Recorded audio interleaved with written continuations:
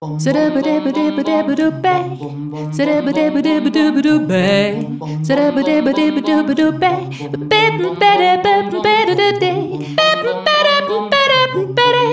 Picante. Hola mis queridos picantes, los saludo aquí con el cafecito picante que nos estamos tomando con La Rata en esta emisión número 13 de su programa, sí, el Café Picante. Oiga, no se olviden que depende de las ayudas financieras y de la publicidad que podamos seguir en YouTube, ¿no es cierto? Acuérdense, la gente que tenga publicidad, la gente que quiera aportarnos, ahí nuestras cuentas van a aparecer a lo largo del programa. Donaciones voluntarias, cualquier cosa es cariño. Y después de esta solemne lagartada, pues los titulares. Tenemos la crónica exclusiva de la visita de Santos y Tutina a la reina de Inglaterra. Llevaron ajiaco y se trajeron sábanas del Palacio de Buckingham. Godofredo Cínico Caspa pide que si hay paz, para que las Fuerzas Armadas no pierdan prestigio y entrenamiento, invadan a Venezuela y Ecuador. La doctora Analisa recibe en consulta virtual a un vice acosado por la paranoia. Le aconseja decirle al espejo: no soy un Lleras, apenas soy un Vargas. En exclusiva de la unidad investigativa de Café Picante, el héroe y sabio Caldas confirma que es gay y que salió del escaparate hace 200 años. En entrevista, senador Alberto Castilla del Polo Democrático habla largo y tendido sobre el proceso de paz con el ELN. Vamos con la información. Bueno, ustedes lo vieron, es súper publicitado, ¿no? Tras la visita del jefe de Estado colombiano, visita de jefe de Estado con su esposa Tutina a la pomposa reina Isabel II de Inglaterra, quedó claro en Colombia y en el mundo que en materia de aristocracia, de nobleza y de billete, los santos dejaron a la reina Isabel de Inglaterra como una patinchada. Crónica de una visita denunciada. Todo empezó con la perrateada que le pegó Tutina a Chava al aparecer con una cartera 10 veces más cara que el carriel de la soberana. El vestido de la primera dama hace parte de la colección Diálogos de La Habana de la diseñadora Pepa Pombo. Causó tanta admiración real que la reina ya habló con Pepa para que diseñe su sudario. El marido de la reina, don Felipe de Edimburgo, parecía un tinterillo de la plazoleta del Rosario al lado de Santos, vestido con el frac que le diseñara Arturo Calle. En el almuerzo privado con la reina, Santos graciosamente sacó de su bolsillo unos tamales y una mermelada, rechazados con gentileza por su majestad. Al recibir honores ceremoniales en el Horse Guards Parade, donde le pusieron 400 caballos a sus órdenes, Santos, en tono de humor, le comentó a la reina: «No te imaginas los celos de Uribe». La reina le mostró a Santos las piezas de arte colombiana robadas siglos atrás por sus antepasados, y Santos, conmovido, le ofreció completarles la colección con la balsa muisca del Museo del Oro. En respuesta a los carruajes y carrozas en los cuales los encaramaron, y para no quedar como provincianos, Santos trató de que aviones de la FAC sobrevolaran el Palacio de Buckingham, pero fueron interceptados por el Estado Islámico. Finalmente, y de puro querida para darle gusto a Santos, la reina de Inglaterra accedió a desfilar en una chiva huilense con todo y papayera, pero al final se negó a corear guabinas. Trascendió que la pareja presidencial envolvió en un costal los manteles de las cenas y las sábanas con las que se arroparon en el Palacio de Buckingham para traerlos de souvenir a la casa de Nariño. En cuanto a los regalos llevados por Tutina y Juan, se destacaron unas latas de ajiaco y una enorme esmeralda tallada por Carranzas & Company. Al finalizar su viaje, la reina Isabel sorprendió al preguntarle a Santos y Tutina si ellos eran los inspiradores de Clásicos de la Provincia de Carlos Vives. A mí sí me hubiera dado como miedo dormir en ese castillo de Buckingham, porque en ese y otros, y en el castillo de Windsor, hace muy poco tiempo la misma nobleza, los mismos, sacaban a la gente y la llevaban a la Torre de Londres y ¡tam!, la decapitaban con un hacha. Y no solamente a la gente, entre ellos mismos se decapitaban. A mí me da miedo. La monarquía inglesa es una vaina terrorífica. Café Picante. Y por estos lados nacionales, en su buhardilla del barrio Santa Fe, allá en la calle 24 en Bogotá, su eminencia, el doctorado y togado Godofredo Cínico Caspa, lanza una nueva versión de sus demencias, diría uno, ¿no? Dice que para que las fuerzas militares no pierdan entrenamiento y ese billete que se invirtió pues dé resultados, como va a haber paz, pues que lo mejor es invadir a Venezuela y de paso al Ecuador para mantener engrasadita la maquinaria militar. no le dio por nada a nuestro héroe civilizador, a nuestro bochica contemporáneo. Sí ganó más, especie en vía de extinción. Les habla Godofredo Cínico Caspa, bastión de la cultura y la moralidad. Si finalmente se aprueba la maldita paz con la FARC y el ELN, hay que sacar ventaja de eso y abrir nuevos frentes de batalla para que fluya la economía y para aprovechar la inmensa inversión hecha en nuestras Fuerzas Armadas, que no se pueden quedar quietas porque se oxidan. Hay que seguir guerreando, dando de baja, avanzando, bombardeando, o perdemos el magnífico entrenamiento que ha significado durante tantos años despanzurrar terroristas, desaparecerlos o neutralizar a la población civil cercana a los bandidos. Anulados los objetivos militares directos como la FARC o el ELN, aún podemos combatir de manera paralela a todos los sectores que los apoyan, es decir, seguir atacando indiscriminadamente indios, negros, mulatos, pata al suelo, universitarios y demás. Pero esto solo ocuparía un porcentaje mínimo de nuestra fuerza letal. Combatir a las Macrin, de eso no cabe la menor posibilidad. Y no necesito entrar en detalles o explicaciones. Y combatir al narcotráfico un poquito, por los laditos, caray, para tener contentos a los gringos. Pero nada definitivo porque se desacelera la economía. Solo nos queda ponernos a pensar en grande. Bala en proporciones geométricas internacionales. Si por desgracia se firma la paz, debemos inmediatamente atravesar la frontera, invadir a Venezuela, derrocar al Maduro, vencer a sus fuerzas bolivarianas y establecer en Venezuela lo que sería un Estado libre asociado de Colombia como Puerto Rico con los Estados Unidos. Un gobierno presidido por esa belleza de ser humano llamado Leopoldo López, bajo la tutela directa de Álvaro Uribe. Me cabe en la cabeza la posibilidad, una vez consolidado el poder en Venezuela con López, regresar a invadir Colombia para tumbar a Santos. ¿Y qué tal esta jugada doble? Una vez lograda esta campaña ejemplar, nuestras Fuerzas Armadas bajarían al sur e invadirían por tierra, mar y aire a Ecuador y tumbamos ese Correa. Y nombramos algún gorila de presidente y de esta manera consolidamos de nuevo la gran Colombia. Desde luego sin Bolívar, pero con Uribe, a quien poco a poco Colombia le va quedando chiquita para su inteligencia superior. Como cuando la guerra con el Perú en los años 30, vuelvo a gritar con brío y amor patrio: paz en el interior y guerra en las fronteras, carajo. Bueno, pues le faltó pedir la recuperación de Panamá, pero parece que el Godo como que tiene asuntos allá relativos a los famosísimos Panama Papers y no le interesa hablar de eso. Seguimos con nuestra continuidad. Rata, ¿qué? ¿Llamada? ¿Internacional? ¿Pero quién puede ser? La reina Isabel, para ver si Santos llegó bien. A ver, al café picante a la orden, sí. Oye, vale, ¿por allá tienen café?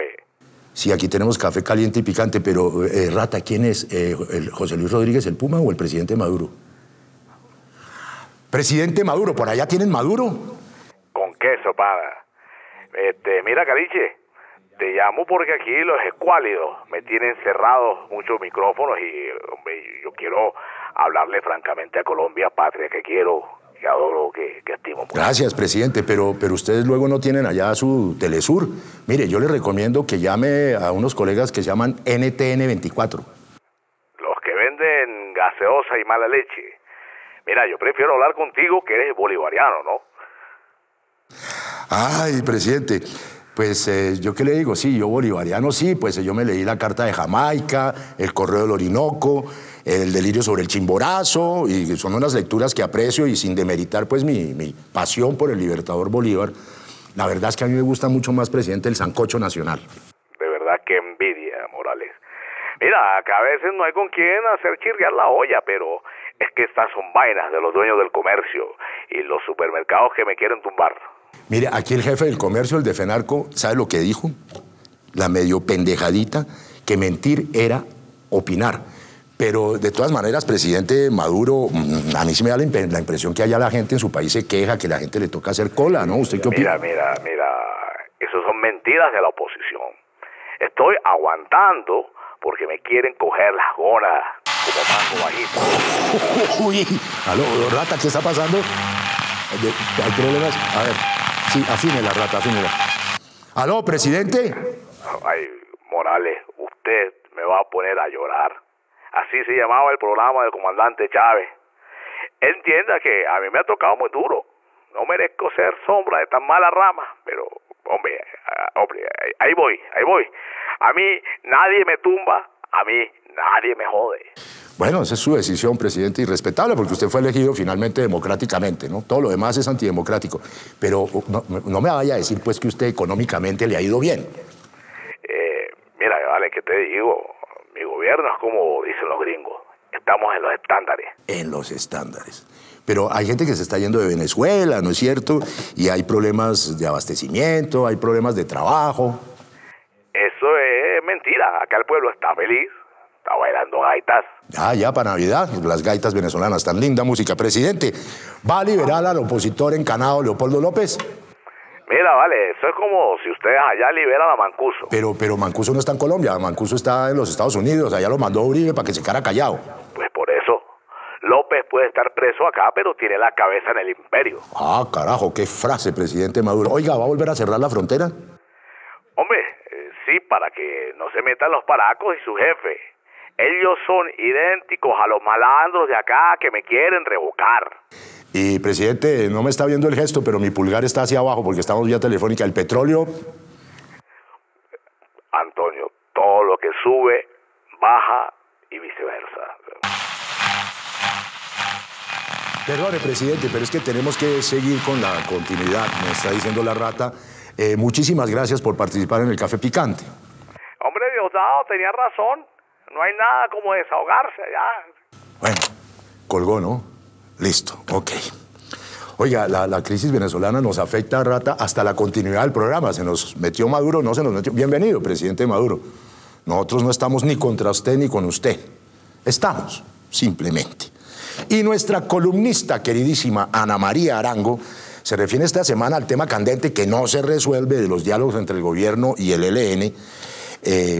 Conversaciones represadas, van y vienen las cosas. Más adelante vamos a hablar con el senador del Pueblo, Alberto Castilla, pero por lo pronto, Anita con su descarga bacana. Esta semana cumpliríamos un mes sin conflicto con las FARC, pero algunos no nos dejaron. Y si ese proceso fue complicado, el del ELN no pinta mucho mejor.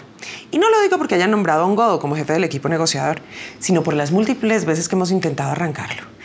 Esta semana la cosa pasó por un compromiso que habían hecho previamente las partes. El Estado iba a nombrar 2 gestores de paz entre los prisioneros que tiene del ELN y esa guerrilla liberaba 2 secuestrados. Muy equitativa la cosa. Pero Juan Manuel Santos tenía la no tan secreta esperanza de que Odín Sánchez estuviera entre los liberados. Pero el ELN decidió liberar al exalcalde de Charalá y, según ellos mismos, al último arrocero que tenían secuestrado. Pero como ahora Santos resolvió que sin Odín Sánchez no hay proceso de paz, nos quedamos todos esperándolo para ver si podíamos instalar la mesa. Así como le están esperando a las víctimas para que pague los más de 5.000 millones de pesos de multa que le impuso la Corte Suprema de Justicia por andar promoviendo grupos paramilitares en el Chocó. Café Picante. Alonso Garcés Galería, situada en la calle 26B con carrera quinta, en el maravilloso barrio de La Macarena de Bogotá, en pleno corazón del barrio, hace parte fundamental de la historia del arte contemporáneo en la ciudad y en el país. Desde que fuera fundada hace 40 años ya por Alonso Garcés y Asenet Velázquez, se convirtió en un polo obligado de los mejores artistas plásticos del país y en sitio de encuentro de compradores, coleccionistas y de amantes del arte. Además de una amplia colección de obras de decenas de artistas, Alonso Garcés Galería tiene una preciosa tienda de venta de objetos de arte y desde luego en sus espacios salas de exposiciones. La última colgada es Intersección del pintor Carlos Jacanamijoy, gran pintor indígena, en la cual el artista mezcla su universo mágico y abstracto con motivos figurativos y una bellísima colección de dibujos a lápiz. La próxima exposición será la de la pintora y escultora Alicia Tafur, conocidísima, que se inaugura en los próximos días. Alonso Garcés Galería es historia, pero también es arte vivo y esfuerzo por mantener en su precioso edificio de La Macarena una tradición y una afición por el arte. Reinaldo Aniquiárico y Alonso Garcés marcan la pauta de la plástica en Bogotá. Vayan, por favor, a disfrutar del arte Alonso Garcés Galería en La Macarena, en la carrera quinta, número 26B92. Café Picante. Como se los habíamos dicho al principio del programa, evidentemente depende de ustedes y de su fidelidad a la audiencia del Café Picante que este programa siga en el año 2017. Mire, hay una cosa importantísima, necesitamos publicidad. Ustedes ya saben cómo contactarnos. Y evidentemente los apoyos financieros, pues bienvenidísimos. Aquí están nuestras cuentas, por ejemplo, nuestra cuenta de Bitcoin, nuestra billetera de Bitcoin y evidentemente también nuestra cuenta particular de Café Picante, Producciones Café Picante SAS. Ahí está todo, la cuenta, el NIT, así que chévere, bacanes y bacanas. Café picante. Nuestra psicoterapeuta Analisa aconseja esta semana a una persona que escribió con el alias de Vice, una persona acosada por delirios de grandeza, por complejos de superioridad e inferioridad al mismo tiempo. Y desde luego hay un trasfondo de una importante megalomanía. Toda una interesante perturbación múltiple de la psiquis de este enfermo. Con Freud y lejos de Lacan, Analisa. Me escribe esta semana un pacientico que firma bajo el seudónimo de El Vice. Me cuenta que tiene un problema de paranoia, de persecución. E inicia su carta de este modo. Desde que era un niño de brazos supe que mi destino era la gloria y he hecho todo durante la vida para coronar las más altas dignidades. El problema es que ahora que soy un grande me he dado cuenta que me persigue la sombra de mi abuelo Carlos, que me obliga a ser presidente. Pero en el fondo yo solo quiero pasármela bueno. ¿Qué hago para superar eso? Querido Vice, usted no solamente sufre de un delirio de grandeza, sino que también tiene un complejo de inferioridad y al mismo tiempo de superioridad, lo que demuestra una enfermedad que calcula que usted tiene una psiquis muy, muy frágil. No se crea tan grande porque tampoco es tan pequeño. Yo realmente le aconsejo la modestia, sí. Enciérrese y mírese frente a un espejo y dígase: yo no soy un Lleras, solo soy un Vargas. Yo no soy un Lleras, solo soy un Vargas. Continúa. Para tratar de mitigar mis penas, me he dedicado a construir como un loco viviendas, carreteras. Pero esto ha sido peor. Siento que yo soy la mega obra. Siento que soy una autopista de triple calzada con destino a ninguna parte. ¿Cómo mitigo este sufrimiento? Insisto, humildad. Pero veo que realmente a usted este tratamiento no le va a servir. Entonces hay que tomar medidas realmente radicales. Es decir, por ejemplo, de corte sadomasoquista. Enciérrese con una mujer dominante que lo castigue, que lo golpee, que haga que usted asuma un rol pasivo. También dice, me persigue además Santos y Uribe. Por esto no se preocupe que junto con usted ellos hacen parte de la Sociedad Colombiana de Paranoides. Y por último, nos dice usted, doctora, no puedo frenar la pulsión de ser presidente. Yo sé que no me conviene y que quizá tampoco le convenga al país, que me aconseja todo menos cambio radical. Usted necesita ir muy lentamente en su tratamiento. Mi consejo es que aprenda a vivir en su vida cotidiana. Haga cola, espere su turno. Mire, la paciencia es la única forma que usted tiene para tener la dimensión real de quién es usted, de verdad. Admiro a Analisa, difícil terapia. Mire, Analisa me ha mandado un apunte por Facebook de lo que no le dijo al paciente, pues, es decir, por no ponerlo peor de paranoico, pero mire lo que dice Analisa. El paciente solo oye sus voces interiores, que en realidad son una ensordecedora gritería de egos en un solo yo. Y ahora vamos con nuestra habitual entrevista con la historia, con nuestra unidad investigativa, que esta oportunidad logró hablar con el sabio Caldas. Francisco José de Caldas, héroe de la independencia, botánico, naturalista, geógrafo, escritor, de todo, y héroe sobre todo. Primicia, Caldas, desde las insondables profundidades de la muerte y vía estatua, nos confirma que los historiadores trataron de borrar de la historia su verdadera realidad sexual, es decir, el homosexualismo. Entramos en comunicación vía karma con el prócer de la independencia, el sabio Francisco José de Caldas. Oh larga y negra partida.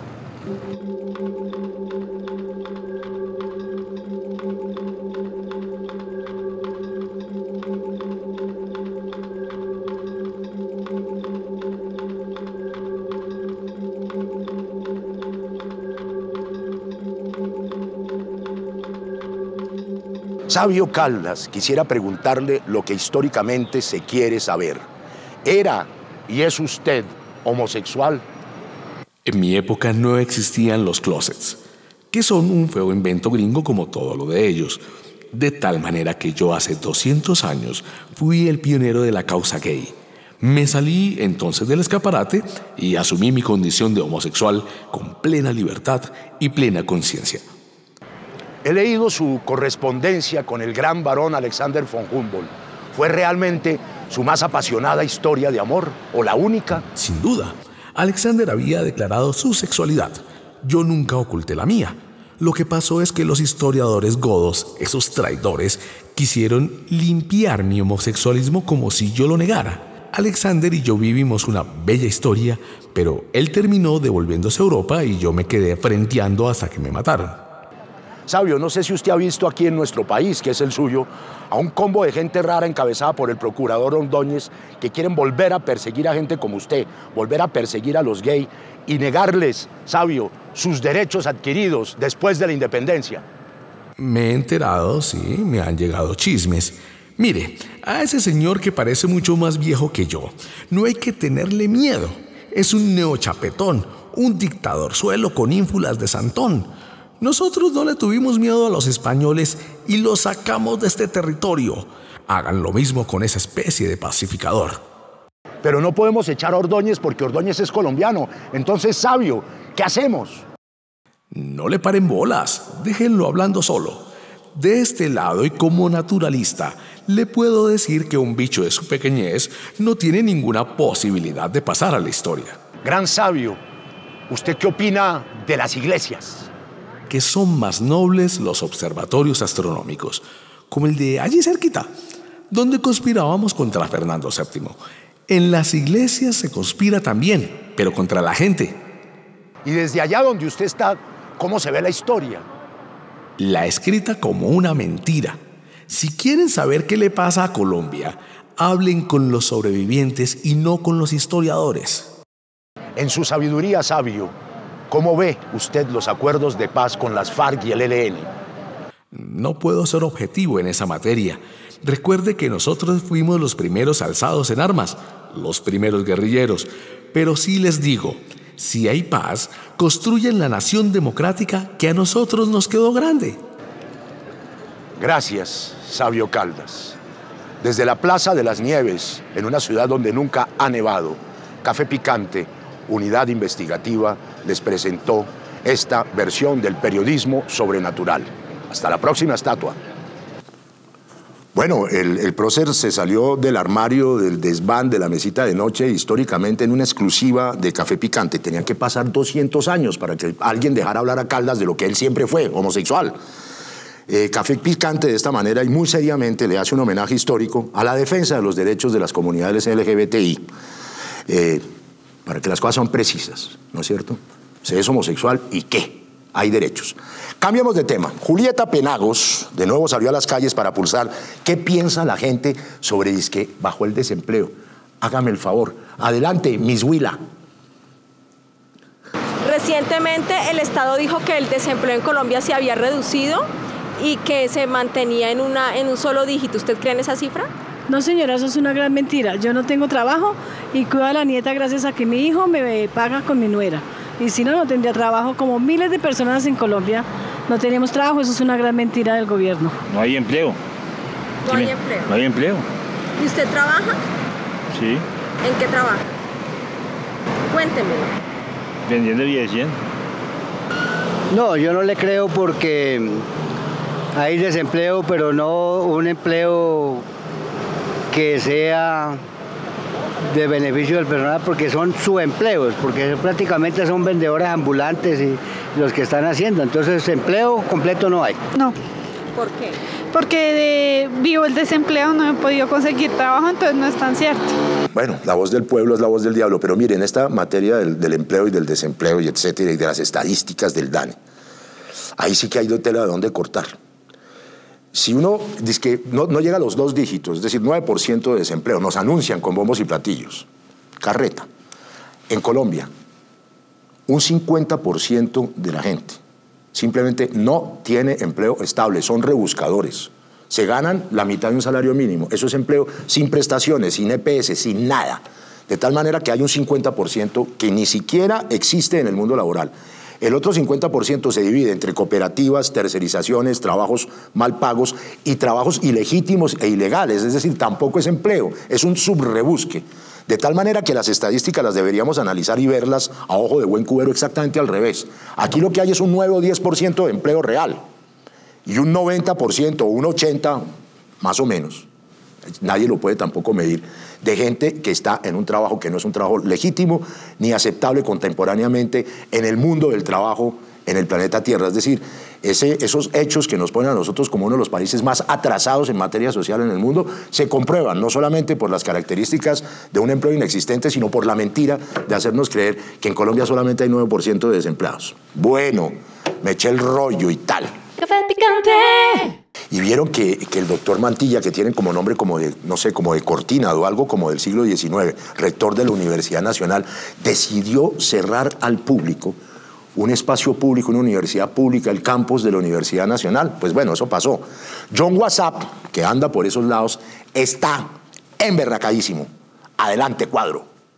Estamos denunciando a la camarilla Vendepatria instalada en la rectoría de la Universidad Nacional, encabezada por el alcabalero rector Mantilla. Desde la perspectiva del discurso de Gramsci y de Rosa Luxemburgo, y encarnados en la lucha contra el neoliberalismo rampante, rechazamos la medida liberticida y excesiva de cerrar las puertas de la Nacho al público. ¿Ah? No, con todo respeto de los porteros. Pero es que el senador Mantilla quiere echarle candado a la libertad de la Universidad Nacional, encerrando a profes, estudiantes, administrativos y empleados en una burbuja inmobiliaria que además amenaza ruina. Mantilla pretende con esta medida privatizar y venderle la Universidad Nacional a evangélicos para que monten una universidad de bodega o de garaje. Exigimos respeto por los compañeros facilitadores de yogur con cereal, por todos aquellos que nos proveen del cinearte y de la empanadita de cada día. Saquemos a Mantilla de la Universidad Nacional, saquémoslo en Transmilenio, por la 26, que hijo de madre. Fuera el SMAT de la cabeza del rector, y que le cierren la entrada al glorioso campus a tiras y a infiltrados. ¡Viva la U! ¡Viva la U! ¡Viva la universidad! No la dejes, no la dejes, no la dejes privatizar. ¿Sí ve? Uno también se sabe sus consignas premamertas y post-anarca. Café picante. Vamos a entrar de una manera epifánica a la inteligencia superior, momento solemne del café picante. Por favor, todos de rodillas. Consideramos que el sistema de la confesión, donde a usted le garantizan que quede libre por el hecho de confesar, es un sistema perverso cuando se trata de los miembros de las Fuerzas Armadas, porque lo que hace es inducir a muchos inocentes a confesar unos delitos que no cometieron bajo la promesa de la libertad, pero que comprometen el buen nombre de las instituciones de Colombia. ¿Qué fue eso? No.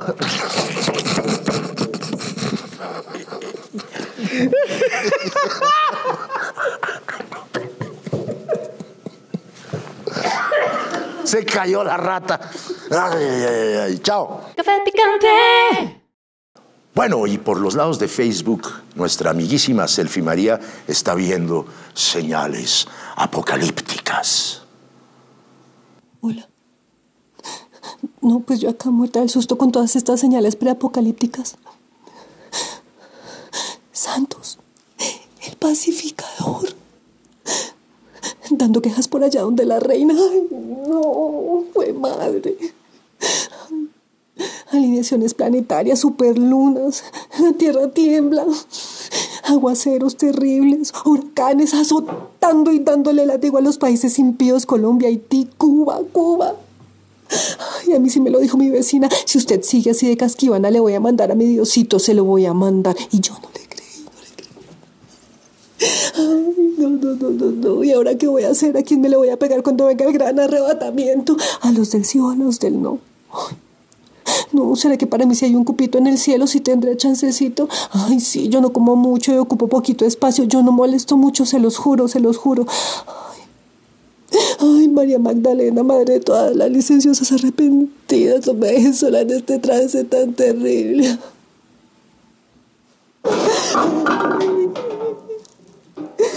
No. Ay, ¿qué habrían hecho los 12 apóstoles? ¿Será que si le entregamos nuestros derechos sexuales y reproductivos a los curas y a los pastores, por lo menos no podemos vivir un infierno en esta vida, pero en la otra sí, o qué? Ay. ¿Y será que si le quita la palabra LGTBI a los acuerdos, dejamos de pagar tantos impuestos? Ay, de pronto sí, qué esperanza tan maravillosa. Mire, Selfie, páreme bolas, que yo tengo experiencia en esta vaina. El fin del mundo ya pasó y no nos dimos cuenta. Bueno, entramos en el territorio de la entrevista seria, o a veces divertida, del Café Picante. Esta semana hemos querido reflejar de alguna manera la actualidad del país e invitamos al senador del Polo Democrático Alternativo, Alberto Castilla, igualmente vocero del Congreso de los Pueblos. El tema fundamental de la charla, el diálogo con el ELN, el empantanamiento y todos los enredos según la visión de una persona del Congreso de los Pueblos y del Polo. Veamos la entrevista. Senador Alberto Castilla. Mucho gusto, Antonio. ¿Cómo le va? Bien, sí, señor. Qué chévere que nos visite aquí en el Café Picante. Un gusto siempre. ¿Ha visto el Café Picante? Sí, lo he visto. Bueno. Es como Colombia. En serio, pero mamando, o al revés, mamando gallo, pero en serio, ¿no es cierto? Sí, más o menos. Bueno, senador, las semanas estas, todas están agitadas y esta también no ha dejado de estar agitada. ¿Sí vio a Santos con la reina Isabel? Sí, lo vi, acompañado del verde limón. ¿Cuál verde limón? Y el vestido de la reina era un verde limón. Oye, y es que la reina le preguntó a Santos que si ellos eran los clásicos de la provincia. ¿Cómo me parece? Bueno, está evolucionando el tema del proceso de paz con las FARC. El presidente Santos, esta semana que termina, llegó a una determinación que le compete a usted, y es que dijo, mire, plebiscito definitivamente no, esto va a ser un acto legislativo en el Congreso para aprobar los nuevos acuerdos, a ver cuáles serán, con las FARC, de tal manera que no será por el constituyente primario. Usted, todo eso que está ocurriendo en La Habana, ¿cómo lo está analizando, Alberto? Bueno, pues una preocupación muy grande porque aquí se generó una expectativa frente a lo de la paz y el 2 se expresó el pueblo en un sentido, por las razones que hayan sido, ¿no? Por las influencias que recibieron, por la trampa, ¿no? Los temores, todo lo que se generó. Sin embargo, yo creo bien que el gobierno y la FARC hayan retomado la posibilidad de como reacordar todo lo que habían logrado.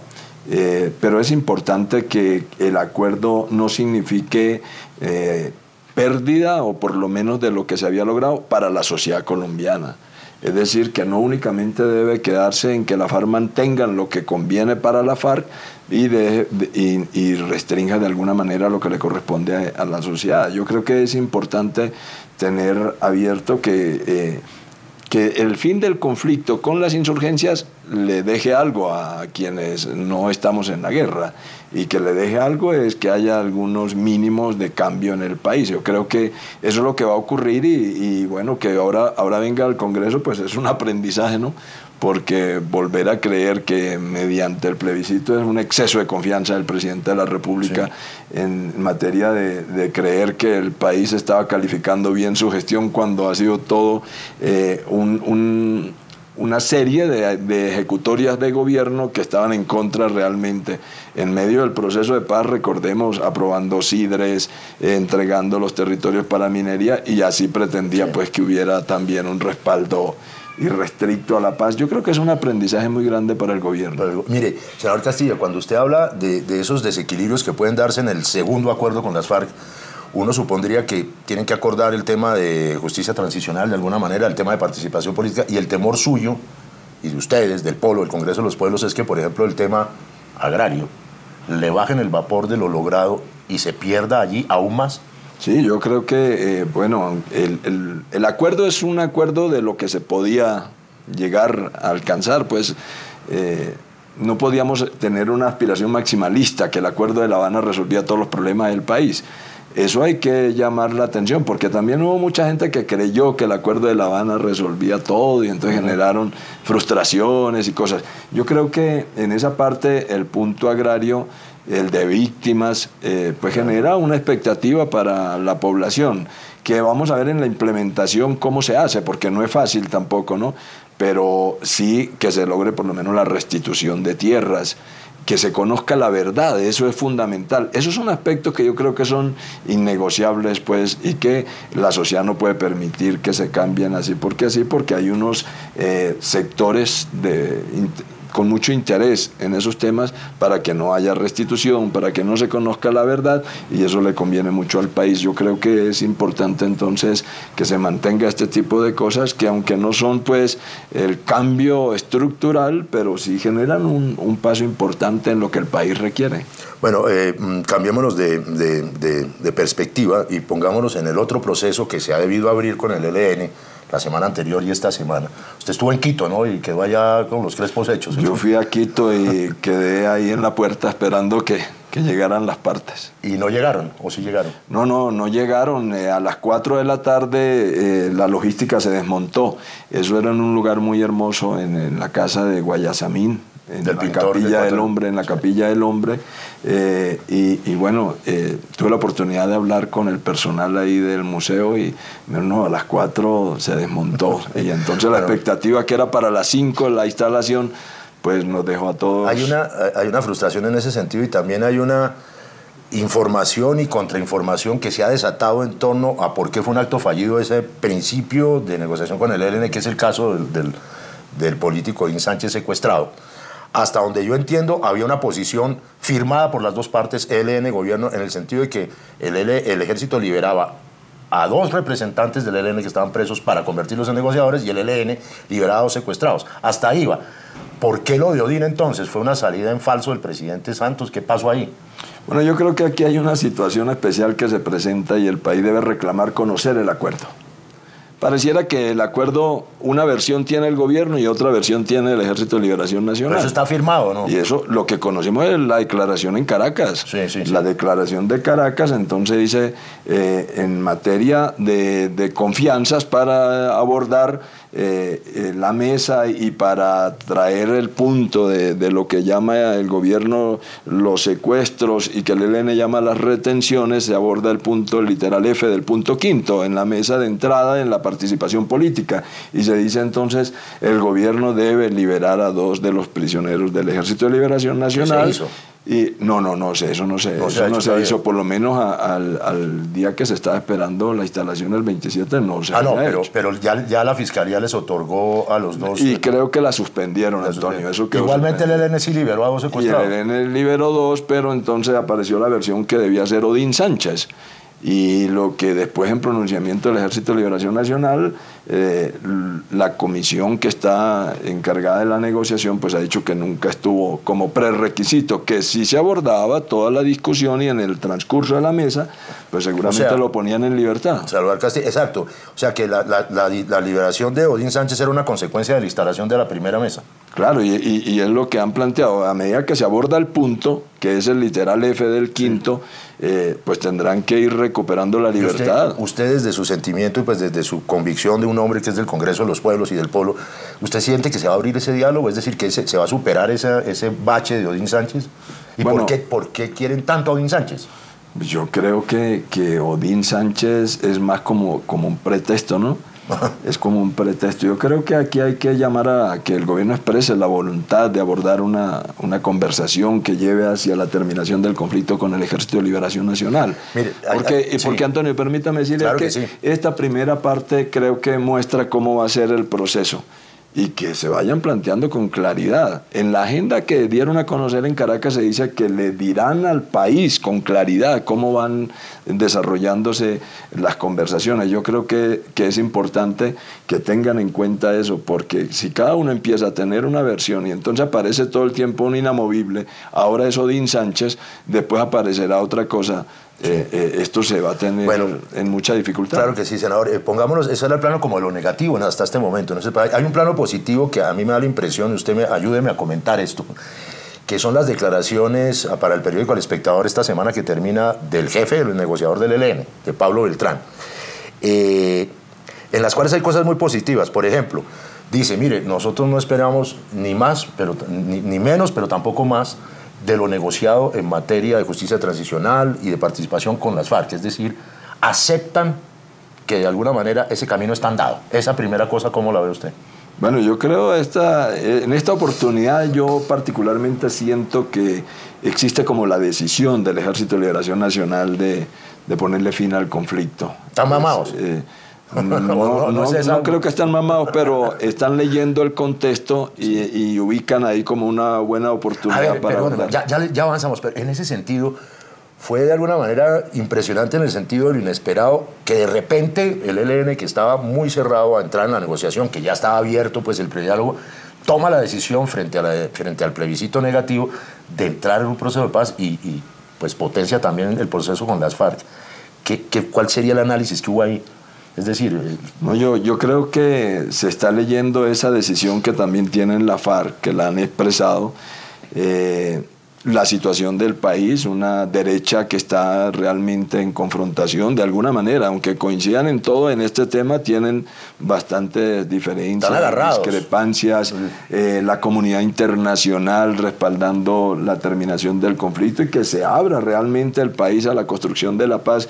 Yo creo que esos son escenarios que hacen posible que haya una conversación que termine con el conflicto y que abra las condiciones para la paz. ¿Y cómo se produciría ese tránsito del ELN, de las cabezas del Comando Central del ELN, a hacer esa interpretación y lanzar eso tan rápidamente? Fue inesperado, de alguna modo. ¿Usted no lo siente tan inesperado? No, yo no creo que inesperado. Muchos años de conversaciones, de acercamientos al gobierno y toman la decisión. Inclusive yo creo que no está determinado por los resultados del plebiscito. ¿No? Yo no creo que esté determinado. Por eso, pero le convino a Santos, le convino al proceso, le convino a la posibilidad del acuerdo. Claro, al mismo país. Al país le conviene que el Ejército de Liberación Nacional tome esa decisión y que entre con una agenda renovada, una agenda que pone la participación de la sociedad como protagonista, como es lo más importante. Claro. Eso abre una nueva ilusión. Mire, dice Pablo Beltrán, mire, es una tontería no entrar inmediatamente en un cese bilateral al fuego. Y ese es un punto central. No puede repetirse la historia de seguir conversando en medio del fuego. Sobre todo hay que pensar en el país, en las comunidades, en la gente en las regiones, que en la medida que hubiera pactado un cese bilateral de entrada, pues el proceso puede fluir de mejor manera, porque siempre va a haber dificultades por lo que significa la confrontación armada y los impactos que eso tiene en la población. Mire lo que ha ocurrido con las FARC, es decir, no ha habido durante meses y meses un solo acto de violencia entre ese par de antagonistas. Claro, y eso se ve muy bien, ¿no? Mire, Pablo Beltrán también me sorprende, dice, a diferencia de las primeras de cambio con las FARC, dice, mire, nosotros del ELN queremos ya Uribe en esto. Es decir, la paz es con los adversarios, lo dijo el jueves, el miércoles. Sí, aceptamos plenamente que Uribe haga parte de la negociación. Eso implicaría que la negociación con el ELN ya incluiría el aporte del Centro Democrático y los sectores de ultraderecha en la construcción de un nuevo pacto de paz con las FARC, pero que también tendría influencias con el ELN. Es decir, ¿Pablo Beltrán está aceptando eso? ¿Usted cree? Yo lo que creo que el ELN ha dicho de entrada que la terminación del conflicto y la posibilidad de construir paz tiene que ser a partir de un gran diálogo. Y ese diálogo incluye a los gremios, a los sectores económicos poderosos de este país, a los partidos políticos, a las iglesias. Debe incluir a esos sectores y discutirlo con ellos, porque esa es la posibilidad de no dejar intactos los intereses y las condiciones que generaron el conflicto, porque ahí están los sectores que tienen todo el interés en el territorio, en excluir, en adueñarse de la riqueza, los sectores financieros, todos, con todos hay que conversar y yo creo que eso es muy importante. Entonces no creo que esté dándole la importancia suprema al sector del uribismo como suprema, porque él lo llama de supremo. Eso, ¿no? como que hay que resolver, sino que es necesario involucrar a todos los sectores de la sociedad.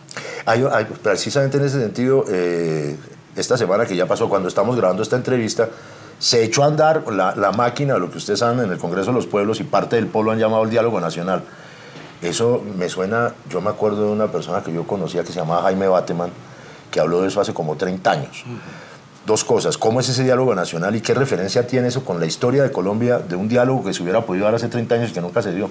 Sí, ahora hay un mecanismo que se viene construyendo. Hay un comité de impulso con más de 80 procesos regionales, nacionales, de diferentes corrientes que se llama la Mesa Social para la Paz.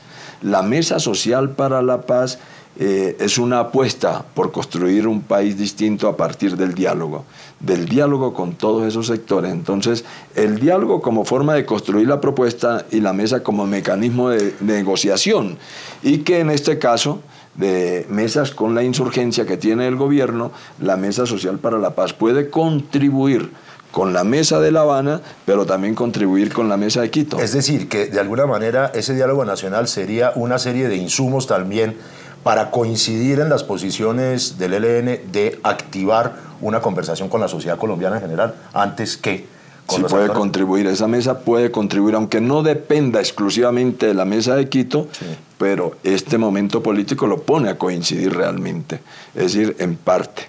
¿Cómo explico esto?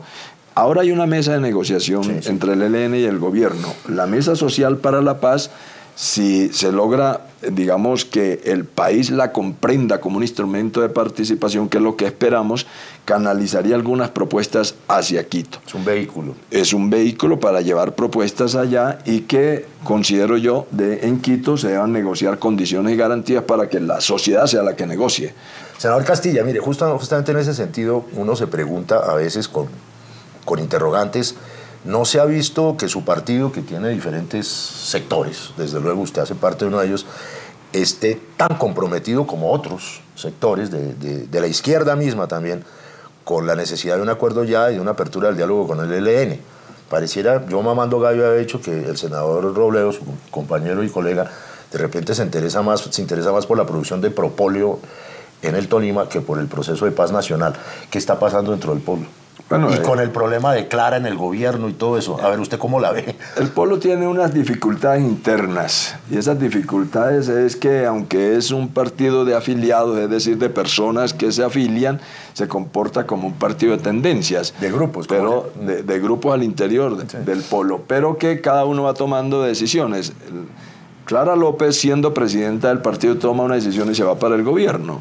Y eso afecta al partido, no lo podemos ocultar. Aunque reconocemos que es una decisión de ella, no fue una decisión de partido, se va y entonces se genera una situación al interior de mucha discusión, de unos que dicen respaldar esa decisión, otros que decimos deben ser decisiones institucionales como partido las que se tomen, y eso pone al polo en una condición de que el momento político y la coyuntura se le va pasando sin que el polo sea protagonista, sin que pueda decir. La coyuntura de la paz. La coyuntura de la paz. Ha sido el polo ahí bastante pasivo, silencioso frente a eso, y entonces se queda las tendencias asumiendo posiciones. Entonces, unas tendencias impulsando el proceso a fondo, otro diciendo sí, pero con este tipo de condiciones, y no se construye una decisión institucional como partido. Alberto, ¿y usted le ve más futuro al polo o a un frente amplio? Bueno, yo le veo futuro al polo, pero participando en un frente amplio, en una gran confluencia, en una gran convergencia. Es decir, el polo tiene que entender que lo que queremos nosotros es que haya la posibilidad de ser gobierno. Un gobierno que impulse las transformaciones. Realmente aquí la paz la va a construir un gobierno que tenga esa intencionalidad de escuchar la gente y las propuestas del pueblo, volverlas política pública. ¿Usted se imagina ese gobierno en el cual el presidente sea de la calle, pero que los sectores de un frente amplio de izquierda lleguen allá con ganancias programáticas y no con el botico ahí regalado para que la derecha o el centro derecha siga pelechando? Bueno, yo creo firmemente en una gran confluencia y en un gobierno de los sectores democráticos, progresistas, de izquierda, todos los que queremos el buen vivir, por llamarlo así, y nunca he creído que la paz que nosotros soñamos la pueda construir un gobierno de ese tipo que esté cercano a quienes por tantos años han ostentado el poder. En ese sentido, usted también, como otros sectores, tiene temor de que el pacto que ustedes puedan avalar en el Congreso, de todas maneras, digo ustedes todos los que están con la paz, termine siendo como una reedición reloaded, como dicen ahora, del Frente Nacional del año 57? Hay una preocupación y nosotros salimos a decir, eso no lo podemos aceptar. Un pacto de las élites, que se reparta el gobierno para tener el poder en el país, no lo podemos aceptar. Nosotros apoyamos un acuerdo para ponerle fin al conflicto entre la FARC y el gobierno, que abra la democracia, que abra la participación y que se abra a la posibilidad de que la gente tenga otra forma de construir este país. Eso es lo que queremos nosotros. ¿Y se va a presentar otra vez en el 2018? ¿Está amañado en el Congreso con todo ese poco de amigos que hay por allá? Bueno, yo creo que puedo tocar susceptibilidades y lo digo desde ahora, pero lo que sí creo es que estamos en un tiempo en que hay que articular esa lucha con la movilización social y no podemos perder el espacio de representatividad de los movimientos sociales en el Congreso de la República para que haya voces del movimiento social. Eso quiere decir que usted, que era un líder agrario, un líder popular, se volvió un político y está respondiendo por los laditos para decirme que sí. No, yo lo que creo es que sigo siendo un líder social, un dirigente del movimiento social, pero creo que este es un buen tiempo para, repito, poner un pie en la institucionalidad y mantener 1000 en la calle. Upa, senador. Mucho gusto, Gracias, Antonio. muy amable. Antes de despedirnos, le enviamos un saludo muy cordial a Julián, el embajador de Villeta en Bogotá. Feliz puente, Julián. Y mire, en esta semana que termina, el expresidente Andrés Pastrana volvió y metió la pata. ¿Sabe qué dijo? Que hay que cortar el proceso de paz. Porque como él no es el protagonista y como él no siempre tiene sillas vacías y todo eso. Bueno, el dúo Picante, hola Rata, ¿cómo estás? El dúo Picante le quiere dedicar esta conocidísima salsa medio boleriada del maestro, del cantante de los cantantes Héctor Lavoe, Andrés Pastrana, que es pues puro, no, eso es el pasado profundo. Hágale, Rata. Tu amor es un periódico de ayer que nadie más procura ya leer. Sensacional cuando nació en la madrugada, al mediodía ya noticia confirmada y en la tarde materia olvidada. Tu amor es un periódico de ayer y para qué leer un periódico de ayer y ya para qué leer a un Pastrana de ayer y ya para qué leer un periódico de ayer.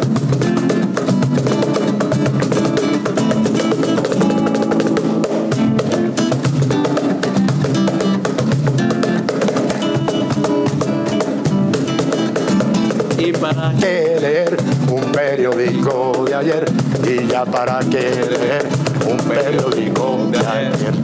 Chao.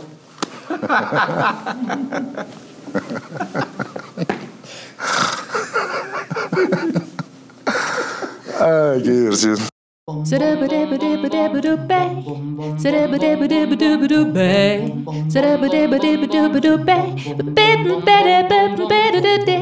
Shut